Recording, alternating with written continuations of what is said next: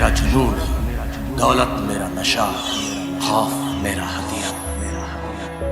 कदमों में दुनिया है, इशारों पे किस्मत और बाहों में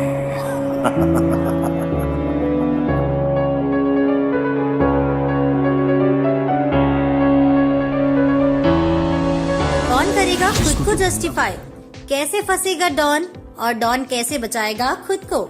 नमस्कार दोस्तों, एक बार फिर से आप सभी का स्वागत है बॉलीग्राज स्टूडियोज में और मैं हूं आपके साथ अनुष्का त्यागी। अपने इलीगल धंधे से कमाई कर रहे डॉन को अब खुद की इम्पोर्टेंस का पता चलेगा। हालांकि ये सब भी चाल ही है, क्योंकि अब डॉन अपनी आइडेंटिटी को छुपाते छुपाते तंग आ चुका है। इसलिए वो चाहता है कि लोग उसके काम को एक्सेप्ट कर ले और उसे गलत इंसान के रूप में ना देखें। डॉन अब खुद को ये कहकर जस्टिफाई करेगा कि हर आदमी के अंदर एक डॉन छुपा होता है। हालांकि बहुत कम ही लोगों के अंदर हिम्मत होती है उसे बाहर निकालकर दुनिया के सामने लाने की, और अगर उसने हिम्मत दिखाई है तो लोगों को उसे गलत नहीं समझना चाहिए। डॉन का मानना है कि गलती उसकी नहीं है, गलती उन लोगों की है जो उसके ड्रग्स को कंज्यूम कर रहे हैं बिना ये सोचे कि ये उनकी लाइफ और उनकी फैमिली को स्पॉइल कर रही है। डॉन की ये सारी बातें उसे ये जस्टिफाई करने में मदद करेगी कि वो भी एक आम इंसान ही है जिससे गलती होती रहती है, और वो सिर्फ ऐसा इसलिए करेगा ताकि इतने सालों तक जो उसने ड्रग ट्रैफिकिंग से पैसे कमाए हैं अब वो उन्हें आराम से स्पेंड कर सके।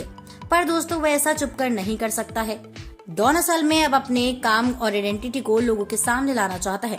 वो अब खुद को सिर्फ डार्क वर्ल्ड का डॉन नहीं बल्कि आम लोगों का भी हीरो बनाना चाहता है।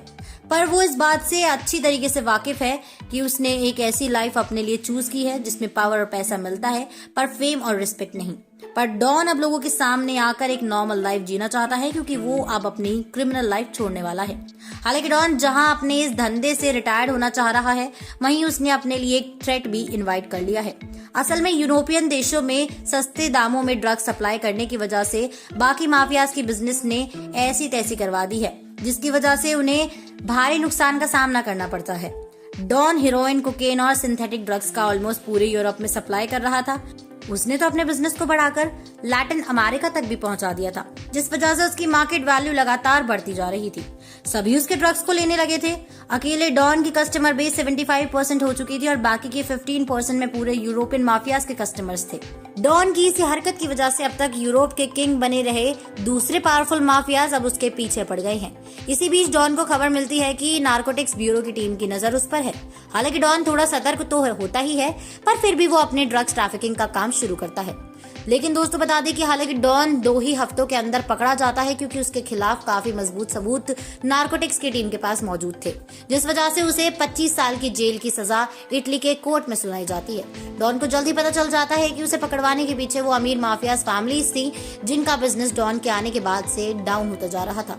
डॉन को फंसाने में कई बड़े माफियाज के अंदर ही अंदर हाथ थे। हालांकि दोस्तों, वो माफियाज ये भूल गए कि उन्होंने जिसे पकड़वाया है वो असल में डॉन है, जिसे ज्यादा दिनों तक जेल में नहीं रखा जा सकता। डॉन अब गवर्नमेंट के लिए विटनेस बन जाता है, जिसकी वजह से वो अब नार्कोटिक्स की मदद करेगा दूसरे ड्रग माफियाज को पकड़वाने और ड्रग्स की ट्रैफिकिंग के मेन लोकेशंस को रिवील करने में, जो नार्कोटिक्स को आसानी से कभी पता नहीं चलता। डॉन का ये प्लान काफी तगड़ा साबित हुआ, क्योंकि अब डॉन गवर्नमेंट की मदद करेगा ड्रग ट्रैफिकिंग को रोकने और दूसरे ड्रग लॉर्ड्स का पता बताने में। लेकिन दोस्तों, इसी वजह से उसकी 25 साल की सजा सिर्फ 5 साल में बदल गई, जो आगे जाकर 3 साल बन गई, क्योंकि डॉन के बताए गए लोकेशंस इतने सही थे कि नार्कोटिक्स ने बहुत सारे ड्रग लॉर्ड्स को पकड़ा है, और इसके अलावा ट्रैफिकिंग भी कई यूरोपियन देशों में काफी हद तक कम हो गई थी। डॉन 3 साल बाद जेल से बाहर निकल कर जाता है। हालांकि उसे फंसाने में जिन माफियाज का हाथ था वो अब भी जेल की सजा भुगत रहे हैं और वो अपने आने वाले 20 साल जेल में ही बिताएंगे। वहीं डॉन को जैसी नॉर्मल लाइफ रिस्पेक्ट के साथ चाहिए थी वो उसे मिल गई। पब्लिक ने भी उसे माफ कर दिया, क्योंकि उसने ड्रग की ट्रैफिकिंग को रोकने में गवर्नमेंट की काफी मदद की थी। अब डॉन के इतने सालों तक किए गए क्राइम्स एक झटके में छुप गए, और वहीं उसे फंसाने वाले अब डॉन की ये चाल देखकर काफी हैरान थे। वहीं जेल से छूटते ही डॉन को कई डायरेक्टर्स के कॉल आने लगते हैं जो उस पर फिल्म बनाना चाहते हैं, और आगे चलकर 2-3 फिल्में अकेले डॉन की ही लाइफ पर बनती हैं, जिससे डॉन को काफी पैसा तो मिलता ही है, और इसके अलावा उसे वो फेम और रिस्पेक्ट भी मिलती है जिसकी वो तलाश कर रहा था। तो दोस्तों, अब आप हमें जल्दी से कमेंट सेक्शन में बताइए कि आपको हमारी आज की कहानी कैसी लगी है। साथ ही अगर कहानी पसंद आई है तो प्लीज इस वीडियो को लाइक और शेयर करना बिल्कुल ना भूलें। हमारी आज की राइटर है खयाती।